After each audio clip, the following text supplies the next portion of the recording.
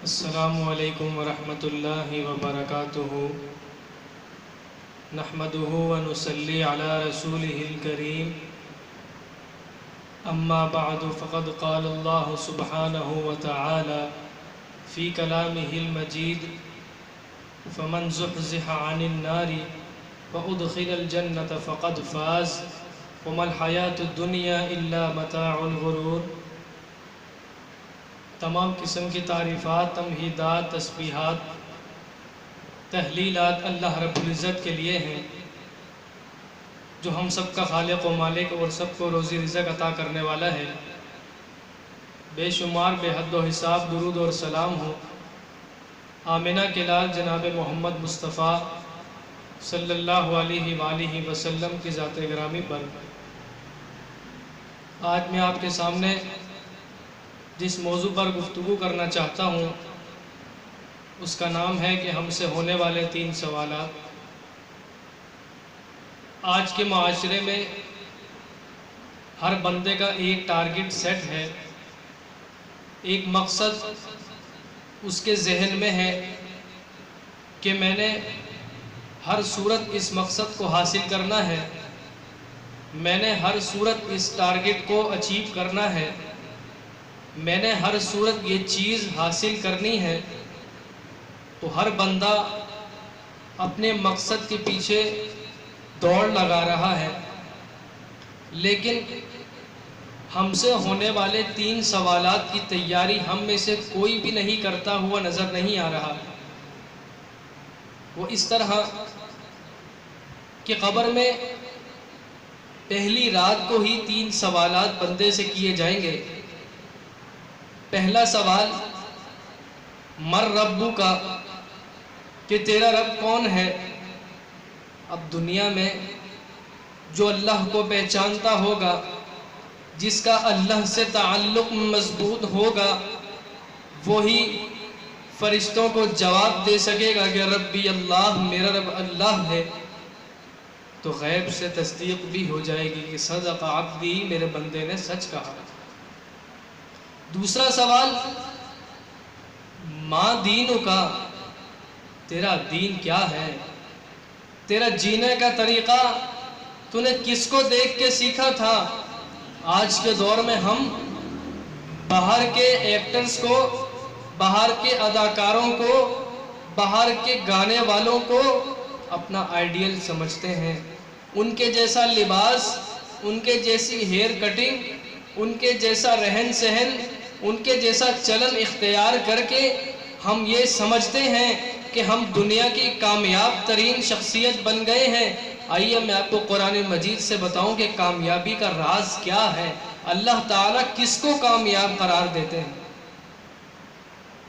فرمایا فَمَنْ زُحْزِحَ عَنِ النَّارِ وَأُدْخِلَ الْجَنَّةَ فَقَدْ فَازَ، کہ جو جہنم کی آگ سے بچا کر جنت میں داخل کر دیا گیا وہ کامیاب ہے۔ اللہ اکبر کبیرہ۔ آپ اور میں اس بات کی طرف غور کریں کہ اللہ رب العزت کس کو کامیابی قرار دیتے ہیں۔ حضرت عثمان رضی اللہ عنہ جب ان کے سامنے قرآن مجید پڑھا جاتا تو ان کے آنسو کم نکلتے، لیکن اگر ان کے سامنے کسی قبر کا منظر پیش کیا جاتا، ان کو کسی قبر کا حال سنایا جاتا تو وہ رو رو کر ہلکان ہو جاتے۔ ان کے ساتھیوں نے ان سے پوچھا کہ حضرت یہ بتائیے آپ قبر کے ذکر پر اتنا کیوں روتے ہیں۔ حضرت عثمان فرماتے ہیں کہ میرے ساتھیوں، میں نے اللہ کے نبی سے سنا تھا، اللہ کے نبی فرماتے ہیں قبر آخرت کی منازل میں سے پہلی منزل ہے۔ جو بندہ یہاں کامیاب ہو گیا آگے انشاءاللہ کامیابی ہی کامیابی ہے، اور جو یہاں پر ناکام ہو گیا تو آگے خسارہ ہی خسارہ ہے، مشکل ہی مشکل ہے۔ دوسرے سوال کی طرف آتے ہیں ما دینو کا، تیرا دین کیا ہے۔ اللہ اکبر کبیرہ۔ آئیے میں آپ کو قرآن مجید سے بتاؤں کہ اللہ کو کون سا دین پسند ہے۔ سورہ آل عمران میں ارشاد ہوا ان الدین عند اللہ الاسلام، اللہ کے نزدیک پسندیدہ دین دین اسلام ہے۔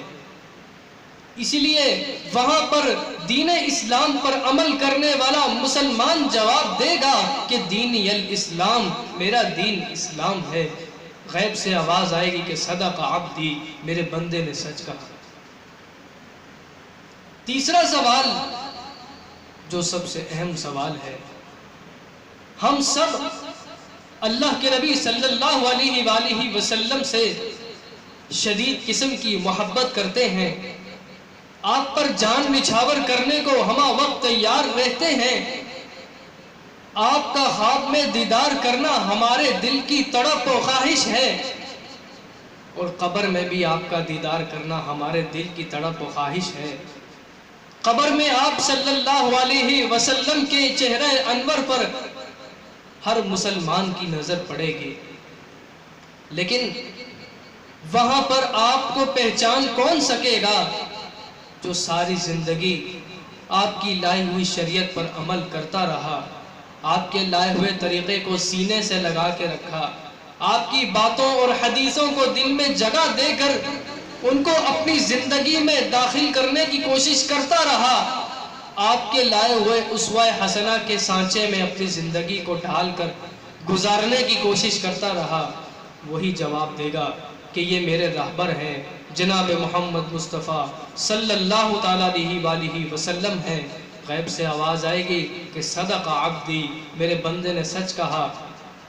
اس کے لیے جنت کی ایک کھڑکی کھول دی جائے، اس کے لیے جنت کا بستر بچھا دیا جائے، اس کے لیے جنتی لباس تیار کر دیا جائے، اس کو پیاری دلہن کی طرح یہاں پر سلا دیا جائے، جب تک قیامت قائم ہوگی یہاں پر آرام سے سوتا رہے گا۔ اللہ اکبر کبیرہ۔ تو ہم سب کے لیے ضروری ہے کہ اپنے دنیاوی مقاصد کے ساتھ ساتھ اپنے آخرت کے گھر کی تیاری کے لیے بھی وقت نکالا کیجئے۔